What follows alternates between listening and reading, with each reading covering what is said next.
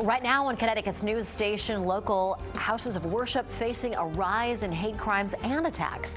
How the state plans on protecting those places ahead. And two investigations involving local law enforcement's actions has come to a close. More on the Inspector General's findings coming up. Plus, are the holiday blues getting your child? In today's Health Watch, we're focusing on the importance of supporting youth mental health during the holiday season. And if you haven't shipped those gifts, then you better start now. We've got the holiday shipping deadlines you need to know. All local, all morning. This is Fox 61, Connecticut's news station. Good morning. Thanks so much for joining us here on Fox 61 and Fox 61 Plus. I'm Rachel Piscatelli. And America Areas. Happy Friday. Thanks for starting yours off with us. We're checking in with Matt Scott. We've got some mild temperatures on the way. We're feeling it already as we take live looks here from Hartford to Mohegan Sun, Guilford, and New Haven. A lot of sunshine out there. Picture postcards right there, all four of them. Get them, trade them with your friends. 8:01 and things feeling pretty good. Let's warm things up a bit. Yesterday, struggling temperatures. Today, next few days, not so much. Sun's in control today, and tomorrow, at least the weekend, starts dry. There's a lot of rain coming in late towards the end. Let's focus on what's good first, and that is the satellite radar picture. It's quiet. Wind out of the southwest taking a few degrees off of the bus stop forecast. Temperatures in the upper 20s in Torrington. Anybody else? No, everyone else in the 30s. So obviously a lot warmer than we were yesterday. Look at New Haven already at 41. Factor in the winds. Takes you down to the mid to upper 20s inland, a little milder at the shoreline. Temperatures getting into the low to mid 50s today. I like that. I like the numbers for the next couple of days, even if the forecast gets a little dicey towards the end of the weekend. We'll talk about that coming up. 8:02, let's go to the roads. Rachel Piscatelli, what you got? Matt, I'm liking what I'm seeing out on the roads this morning. No major delays to tell you about, and incidents are non-existent in the capital city. Just a minor delay just over the Bulkley Bridge over in East Haven out by exit 51. Over in New Haven, this is out by Long Wharf. We have the volume starting to pick up on that southbound side, but other than that, things are running smoothly, so you just maybe tapping the brakes every once in a while to Bridgeport. New Haven, New York, it's 71 minutes, so some delays out by Stamford as well as Greenwich. Waterbury to New York on 84 West. It's going to take you just around 62 minutes. Travel speeds are around 48 miles per hour. Oh, this morning in New Haven, officers are investigating after two people were found dead inside of a home. Police responded to a home on Russell Street just after 8:15 yesterday morning. Officers say the man and woman were shot and pronounced dead on the scene. A gun was also found inside the home, but it's not clear what led up to the incident. Well, a man is in the hospital after he was shot in the arm in New Haven last night. Officers responding to a report of gunshots around 7:30 in the area of Grand Avenue, Popular Street, and Blatchley Ave. Police are asking anyone with information on this shooting to give them a call. And police arrested a man they say shot a teenager at the Brass Mills Center Mall last Friday. 19-year-old Marcos Gonzalez Jr. is believed to have fired 2 shots into the teenager's chest. Now the teen is expected to be okay. Gonzalez faced a judge yesterday in Waterbury. He's being held on $1.5 million bond. Police say it started with a large fight in the food court over a girl.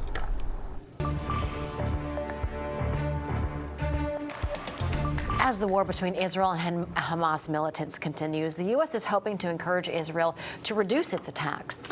This morning, a top U.S. official in Israel hoping to lay the groundwork for what comes next in Gaza. National Security Advisor Jake Sullivan just wrapped up meetings with Israeli officials voicing support, but also urging restraint, calling on Israel to protect civilians in Gaza.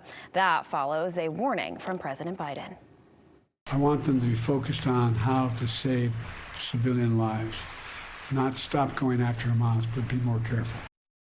However, Israel's defense minister said it will take months to destroy Hamas. He predicts the drawn-out war will not be winding down anytime soon. The prime minister of the Palestinian Authority says it's time for the United States to be more firm with Israel and begins calls for post-war negotiations. Meanwhile, House members have left the nation's capital without a deal to support Ukraine. So the big question is who is planning to return next week. The Biden administration is hoping that they will pass the $110 billion package, but the Senate remains at a stalemate over negotiations about a border security compromise. Lawmakers are going to vote on the matter next week. Now, later this morning, Senator Richard Blumenthal is going to urge swift aid for Ukraine and Israel next week. That announcement is going to be made virtually. Well, the state is doing its part to prevent hate crimes here in Connecticut, specifically at houses of worship, at colleges, and also nonprofits. And this morning, it's all part of a grant program to make these buildings a safe space. Fox 61's Lindsay Kane is live outside the state capitol in Hartford with how this money would be used. Hi, good morning. Well, this $5 million grant money would go right towards security at places of worship and nonprofits that are normally subjects of hate crimes. This says hate crimes across Connecticut have risen 295%. Now, with this grant, qualifying applicants can receive up to $50,000 for things like ballistic glass, solid core doors, remote electronic locks, and camera surveillance. The grant program, administered by the State Department of Emergency Services and Public Protection, is funded by a 2019 bill. This grant money would expand the program. Last year, 200 places applied for the grants and half were turned away because funds ran out. Here at home, incidents of hate are on the rise, including swastikas found on college campuses and an increase in threats to local Palestinian students. This while the Israel-Hamas war continues to escalate overseas. State lawmakers say it's an unfortunate reality that funds need to be utilized specifically for protections. It's heartbreaking that we have to think about this, that we're here today announcing security funding in order to ensure that people who are going to their houses of worship to pray feel safe. But that's the world that we live in today. The Bond Commission meeting is set for 10:30 this morning. Now, if this is approved, applicants can start applying for that money right away.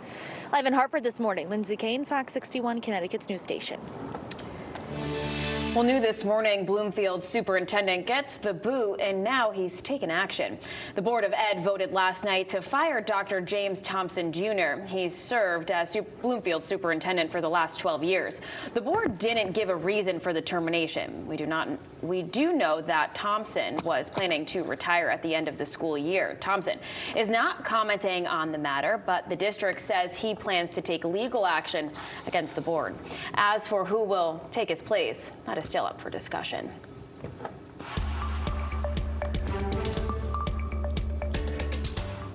And some Connecticut colleges are getting yet another tuition increase. This would be the second time this year. Yeah, now this includes the entire CSCU system and also about a dozen community colleges as well. Fox 61's Brooke Griffin is live at Central Connecticut State University with more on just how much students are going to have to pay. Brooke. Well, students could be paying up to $1,000 more per year than they were before, depending on what school they go to. Now, those students and a lot of community leaders got to speak at a public meeting, but ultimately, unfortunately, their concerns were not addressed. The CSCU system includes Western, Eastern, Central, and Southern Connecticut universities and about a dozen community colleges.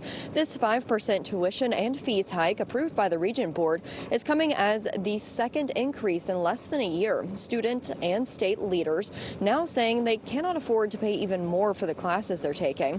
While the students are paying more, the colleges are providing even less. Last month, the group announced cuts to faculty and class options, putting a hardship on students. Governor Ned Lamont has also said the schools are receiving a record amount of state funding, meaning they shouldn't be in as much of a deficit as they are. So what exactly does a 5% hike even look like for you? Well, when it's broken down, state university students will pay almost $1,000 more per year, which includes housing and food prices as well, while community college students will pay around $250 more per year as well.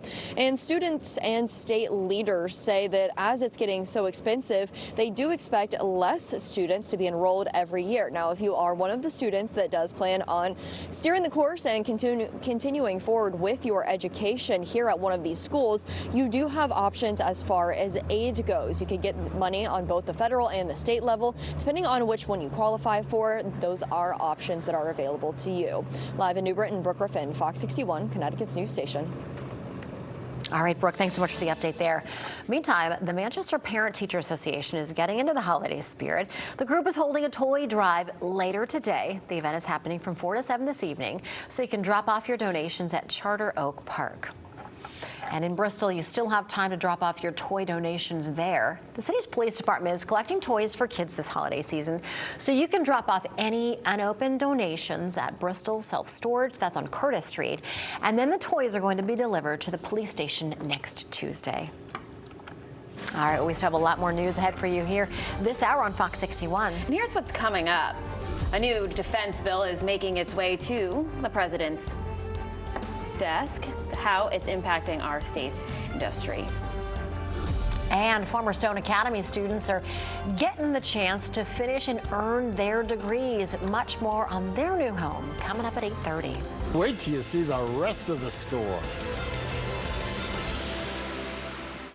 I'm Ryan Breton, wishing you and yours the happiest of holidays and a wonderful new year from all of us at Fox 61 and CW20. It's a huge doubleheader Sunday on Fox. Check for the game in your area.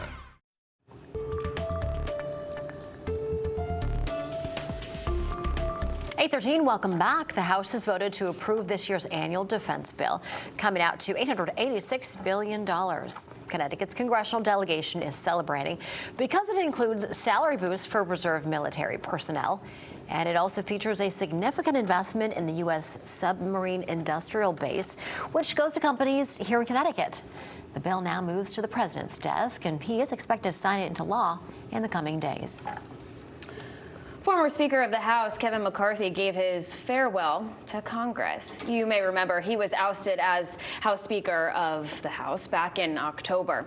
It marked the first time in history the House was removed its leader. He announced earlier this month he was retiring from Congress. The decision to remove Speaker McCarthy was over the frustration among conservative lawmakers at his efforts to avoid a government shutdown and negotiate with Democrats to keep the government open.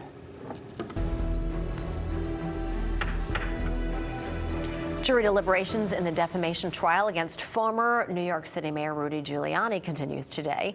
The civil case is brought on by two former Fulton County election workers. Now, Giuliani has already been found liable for defaming the women with false claims that they engaged in election fraud. They're seeking nearly $50 million in damages.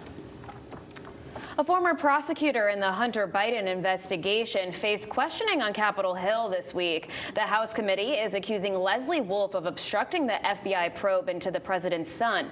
The closed-door interview went on for about 4 hours, but reportedly offered little information about the investigation. It comes one day after the House approved an official impeachment inquiry into the president. The house where 4 University of Idaho students were fatally stabbed more than a year ago is set to be demolished later this month. The demolition is set to begin December 28th after defense attorneys for murder suspect Brian Koberger are able to take photographs and gather other information. The university plans to build a healing garden in its place next year. And for the first time since he ordered the invasion of Ukraine, Russian President Vladimir Putin sat down with reporters and Russian citizens for a wide-range end-of-year news conference. As his country is nearing its second year of war, Putin quickly declared the Russian military won't be backing down anytime soon. Putin criticized the U.S. for its support of Ukraine, but did offer some hope that American hostages in Russia, like Paul Whelan and Wall Street reporter Evan Gershkovich, could be released soon. The Biden administration is making drug companies pay back the cost of high drug prices. The administration announced dozens of companies have to give Medicare rebates due to high drug costs. They say more than 100 drugs were priced at a faster rate than inflation. The rebates come as part of the Inflation Reduction Act. Some seniors could save nearly $2,800 per dose of certain drugs. New health data shows the use of emergency contraceptive has more than doubled since the drug was approved for use without a prescription. Responses from women and teenagers ages 15 to 44 shows about 26% say that between 2015 and 2019, they used emergency contraceptive at some point. That figure is up nearly 11% compared to 2006 and 2010. The FDA approved the emergency contraceptive pill for over-the-counter use back in 2006. Now, the Fox 61 Weather Watch with meteorologist Matt Scott. All right, we made it to the weekend, and I think we're going to be paid off nicely in terms of some great weather, milder conditions taking over. We'll start the weekend with sunshine and some clouds throughout the 2 days off, and some rain comes in late Sunday. Going to make for a potentially soggy Monday. We'll talk about that coming up.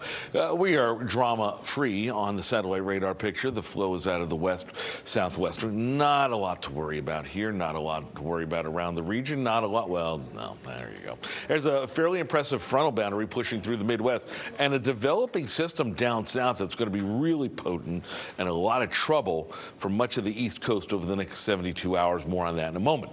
32 in Hartford, 41 on the green in New Haven. Temperatures milder than they were at this point yesterday, and actually not bad with a load of sunshine and fair weather out there, ranging from 29 in Torrington up to that aforementioned 41 in the Elm City. We've got 39 in Groton. Factor in a wind out of the west-southwest, 5 to 10 miles an hour. Takes a bit of a bite out of those numbers down to Blackjack 21 in Torrington, 25 in Meriden, 33 is not bad for the real feel in Groton. So it's a nice start to the weekend. Mild temperatures after a one-day drop numbers-wise. You'll see the guidance doesn't show anything of trouble. So if you're heading out tonight for holiday parties, you have nothing to worry about. If you're heading out to do some shopping this weekend, for the most part, nothing to worry about. I say for the most part because Sunday night's going to be a whole different story. You're going to see some clouds develop throughout your Saturday, but still temperatures getting to 50 degrees, well above normal. Now let's move into Sunday. Here's 10:30. There's a front, and now there's a very impressive system coming in from the Gulf.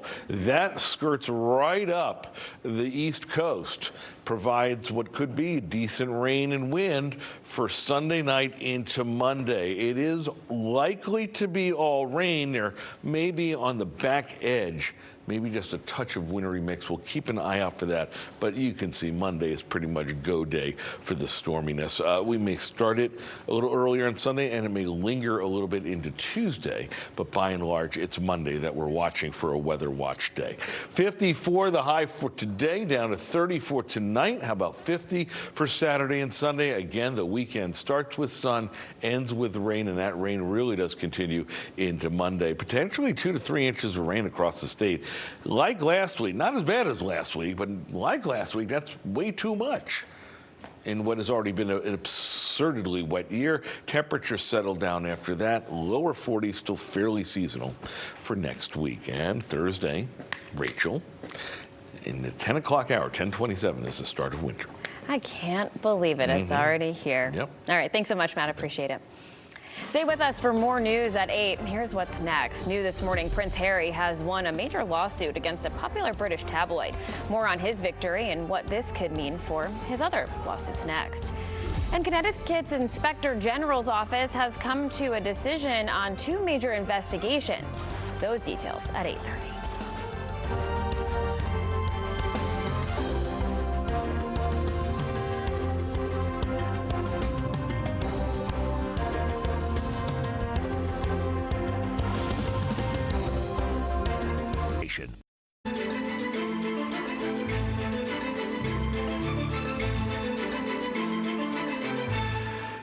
Welcome back. We're taking a look at news from around the world this morning, starting in China, where hundreds of people are injured after 2 trains derailed in Beijing.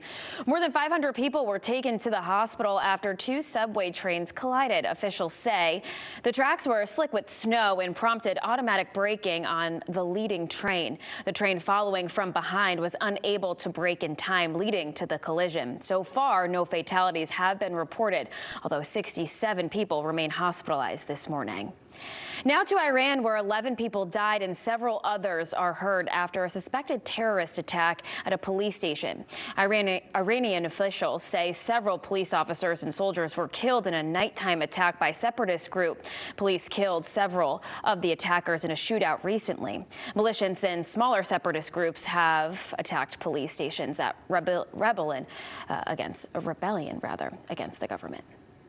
In Finland, border officials are sealing parts of its eastern border with Russia due to its influx in migrants. The Nordic country has closed all but one of its 9 entry points with Russia. Finnish officials say that their eastern neighbor is purposely allowing migrants with improper documentations through the border. The Kremlin continues to deny the accusations. And new this morning, Prince Harry has won his lawsuit against a British tabloid. The Duke of Sussex said private investigators hacked his phone to gather information about him unlawfully. Prince Harry claims executives at the publisher of the Daily Mirror were aware of this and covered it up. He will be awarded the American equivalent of $180,000. This is the first of Prince Harry's several lawsuits against the tabloids to go to trial. It could set the stage for how others are handled by the court. And still to come on Connecticut's news station, the Yukon Huskies men and women teams are hitting the hardwood this weekend. More on the basketball showdowns ahead. Plus, winter break is just around the corner, but is your child already feeling the holiday blues? We take you to Studio 61 for expert advice on handling your mental health. And as we head to break, we're going to take a live look outside over I-84 in East Hartford, just over the Bulkley Bridge this morning. Things are running smoothly, maybe just some minor congestion as you head into the Hartford Tunnel. Leaving the capital city, though, no delays. We'll have a full look at your traffic coming up in the next 4 minutes.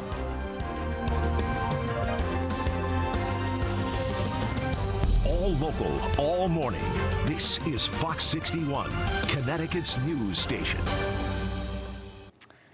Time now is almost 8:30. Thanks for joining us here this morning on Fox 61 and on Fox 61 Plus. I'm Rachel Piscatelli. I'm Matt Scott, only on Fox 61, not the Plus. What are you on? I'm just picking my locations today. Forecast looking pretty good if you've got plans for the weekend. Love that. Yeah, Look at this. Guilford overperforming this morning. It always looks like a postcard to me. Right? That's the way they like it over in Guilford. They won't settle for anything less. Forecast is looking good.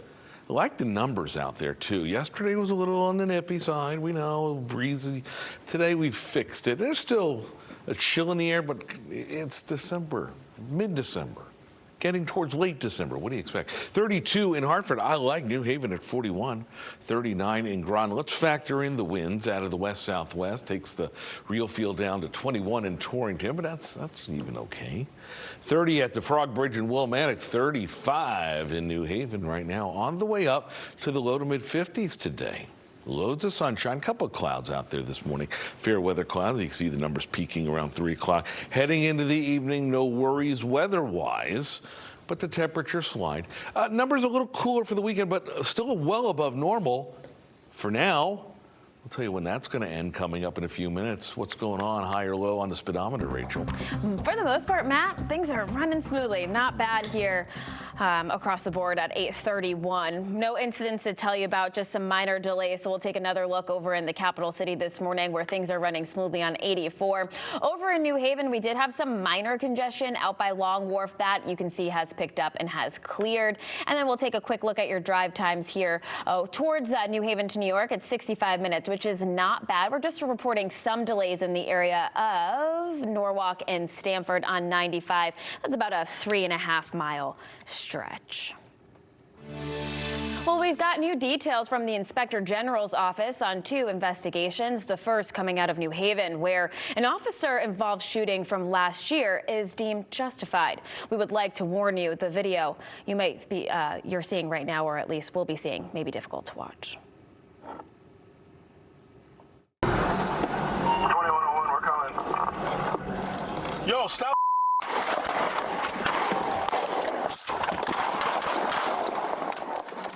Signal 4.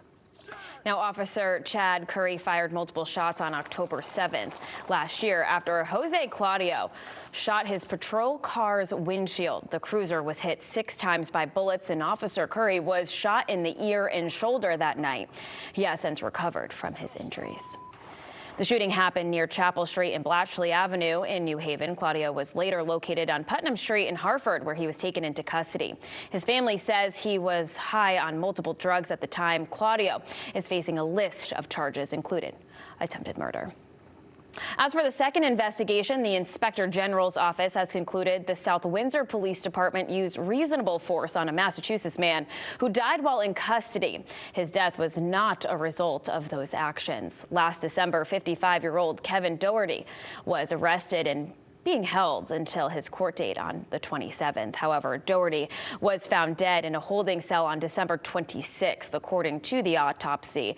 Doherty intentionally choked himself to death. It was decided that the force used, or that was decided what the force was used, which was a stun gun in the calf, had nothing to do with the individual's death. Well, hope is on the horizon for former Stone Academy student at Griffin Health has opened a new location to help some students finally graduate. Just over a year ago, nursing students studying at Stone Academy were stopped in their tracks. You may remember this, as the school suddenly closed its doors. Hundreds of students were just a few weeks shy of graduating. Now they will get a chance to do so once they complete a 14-month program at Griffin Hospital or Masonic Care. For the latest on the Stone Academy investigation, visit our website, FOX61.com.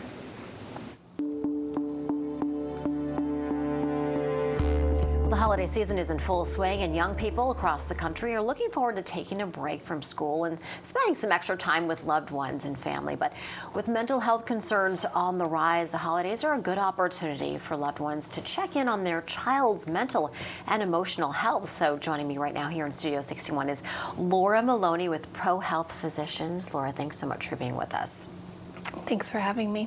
All right, so recent trends show a significant uptick in substance abuse in young people. Knowing that, keeping that in mind, what do parents need to know and sort of start to plan as we do want to have conversations with our kids? Well, I think the most important thing is that parents have open lines of conversation with their children and adolescents, because doing so will help them kind of be available for those conversations, as far as, you know, making sure that they know that their child can talk to them about anything. And if they know that, if a child knows that, then they are more likely to come to their parent or guardian. Now, for a parent who may not have had that conversation much or as much as they would like to, what's a good way to start? I mean, someone might be thinking, do I just blurt out, like, do you do drugs?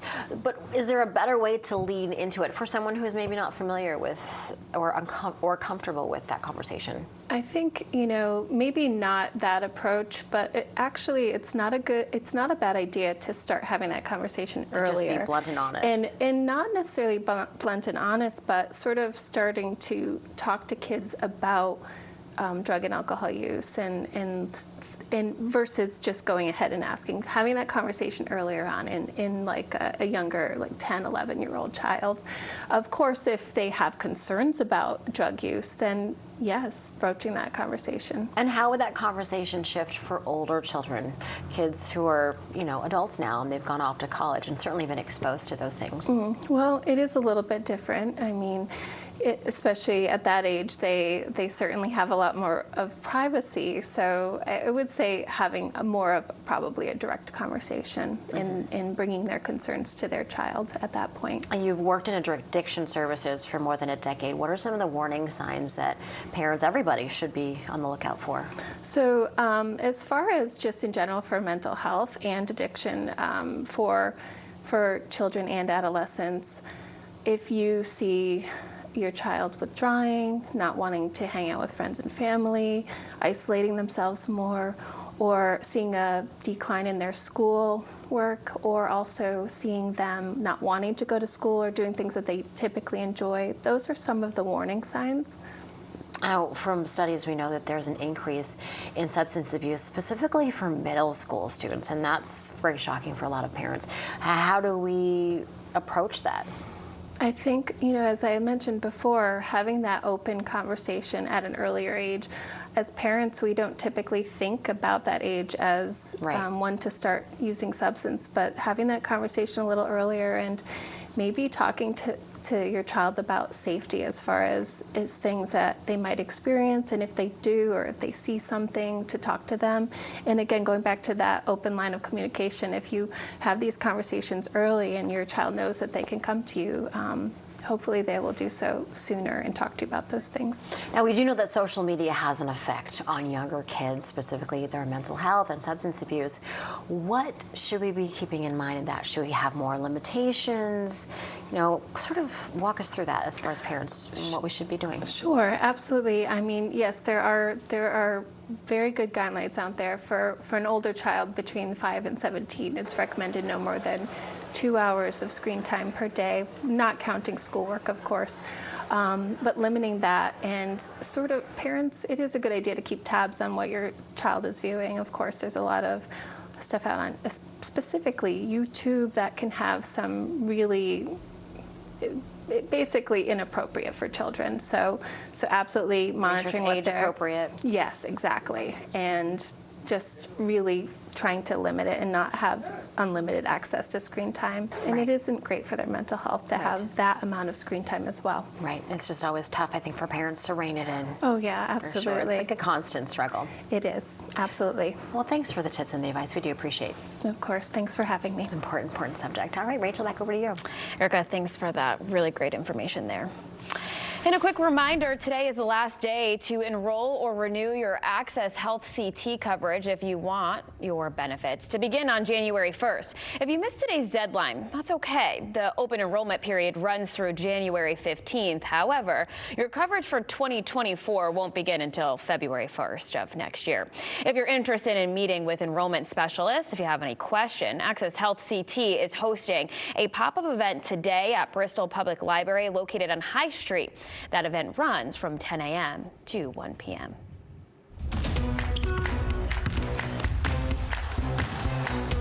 All right, I'm gonna try my hand in sports this morning. The UConn men's basketball team are in Washington State tonight to face off against Gonzaga. The men's team are coming off another victory after they face Pine Bluff's Golden Lions. The Huskies have only lost once so far this season. Oof. So let's hope they keep that streak going. Tip-off is at 10 p.m. tonight. And as for the ladies, the UConn's women's team will face off against Louisville on Saturday at the Excel Center in downtown Hartford. UConn currently stands at 6 wins and 3 losses. Tip-off is set for Saturday at noon. And tonight, the Hartford Wolfpack take over the Excel Center. First, they take on the Rochester Americans. The puck drops at 7 p.m. It's college night and $2 beer and hot dog night. The Wolfpack are looking to rebound after a loss against the Lavelle Rocket last Saturday. All right, that wasn't so bad. We've got plenty more of stories for you in the news at 8. Delivery workers are doing their best for you to get your packages there on time. We'll take another look at those shopping deadlines you need to know. And Netflix is breathing new life into an iconic 80s film franchise. More on the 4th Beverly Hills Cop movie ahead. And we meet a man whose heart is failing but makes the most out of every day by loving his wife the best way he can. Their love story in just 10 minutes.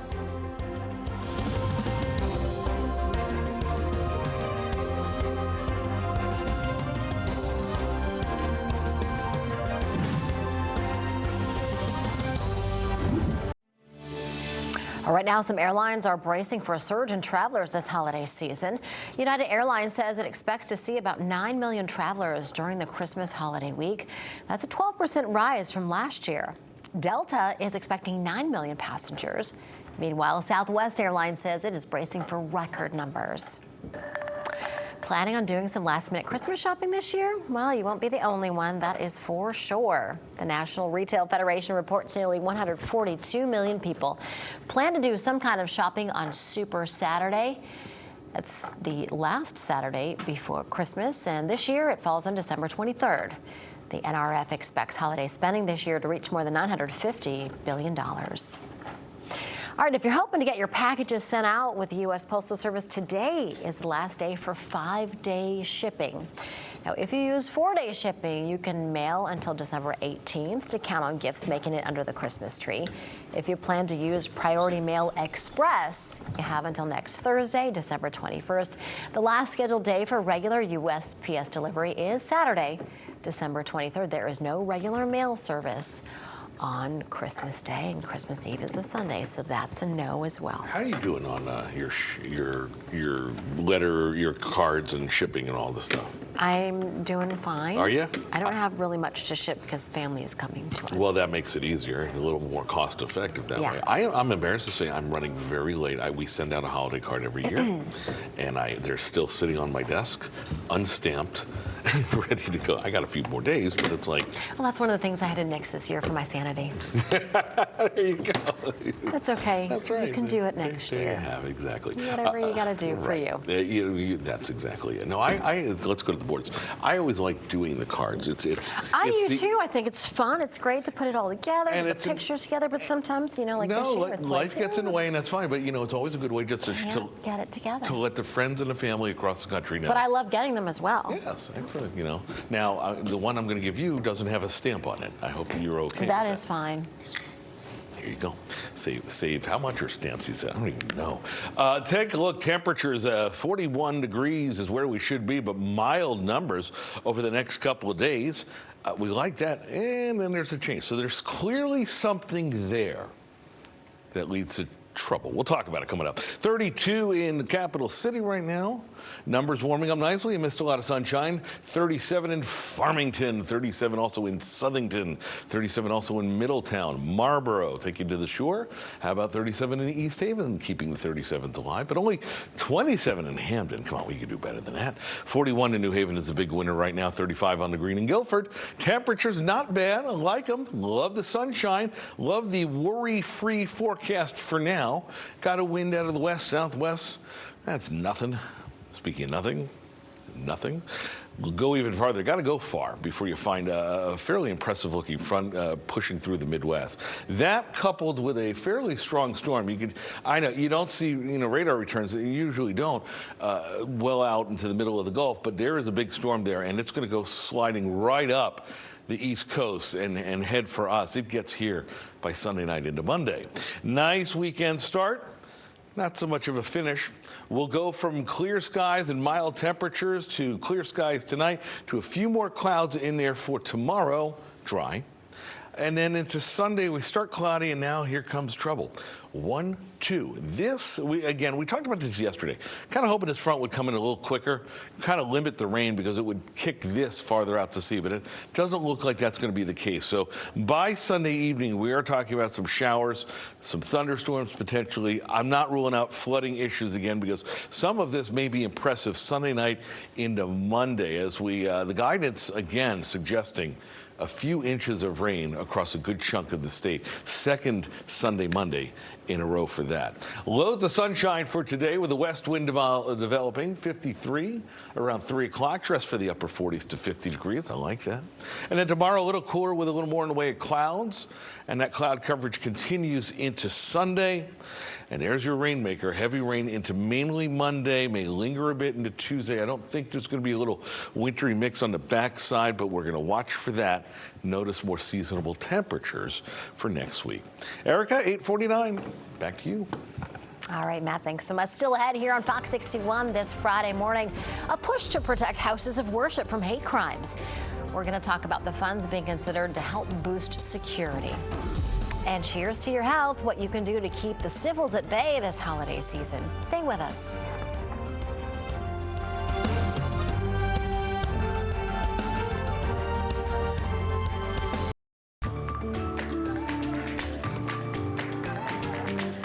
Well, calling all cheese lovers, listen, I'm a big fan of cheese, and this is a little bit much for me. The iconic taste and smell of Doritos nacho cheese is now available in liquid form. The popular chip flavor is teaming up with Empirical Spirits for a limited edition Doritos flavor. Right now, pre-orders for the boozy drink have already sold out online after only launching on Wednesday. Fans over 21 years old can sign up online to be notified when the bottles are available again for purchase. If you want the liquor, it will only be available in California and New York starting next month. Oh, they can keep it there. Yeah, right? They can have that.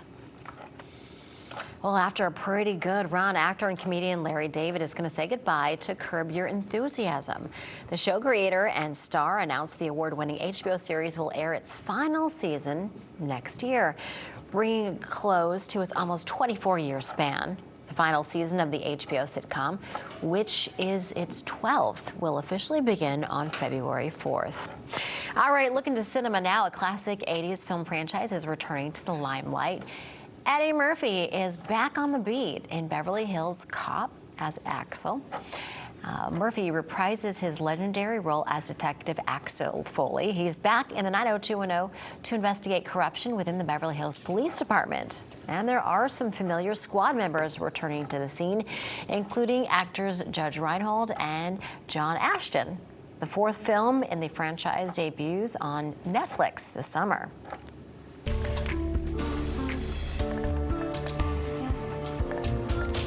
Well, there is a lot to be grateful for this time of year. Often that comes in the form of presents, but one Texas couple says they've come to realize every day is a gift. Here's Sean Giggy reporting from our sister station in Dallas. After meeting Penny in 2009 and then dating for a year, 76-year-old Justin Redman of Godley was ready to propose. He just hoped she wasn't ready to say yes. I tried everything possible to talk her out of marrying me. Justin says he just didn't have the heart for marriage. Literally. At 41, Justin suffered a heart attack, and in the 35 years since, he's had countless surgeries and procedures. His heart is so weak, it could stop beating any minute. I just wanted to spare her pain and hurt if I passed away immediately. Luckily, not long ago, Justin had a small, innovative heart pump installed here at the Heart Center of North Texas, which gave him more time to treasure. I just decided I was going to make this relationship the best possible. Which meant getting married. Knowing each day may be his last, Justin intended to live like it. She always wanted peach trees, so... For decades, Penny dreamed of growing peaches, so he planted trees. I guess my goal in life every day is to please her. And when she commented about a painting of the Texas flag she liked... It's been about 5 years. He painted one for her on the side of their shed. He always seemed to make my life better every day. Next week, many people will celebrate with presents under the tree. But Justin and Penny say no gift will ever compare to what they've found in each other. I still tell him today, any extra day with you is more than 1,000 without him. When you love someone, Christmas time matters. But there is one time that matters more. Now. Thank you, baby. Whew, getting a little choked up with that one, and that was Sean Giggy reporting from our sister station in Dallas. That is such a sweet story. Yeah. Really puts things into perspective, you know? Yeah. Cherish the time that you have. With your loved ones. I read something that said if your loved ones around you are healthy, today is one of the best days of your life. So it truly is a gift. So. Whew. All right, well, still a lot to get to as we are live and local through 11 a.m. Now here's a look at what's ahead for you on the news at 9. Expect to pay more if you attend state colleges. The tuition hike just approved. Now some people are reacting.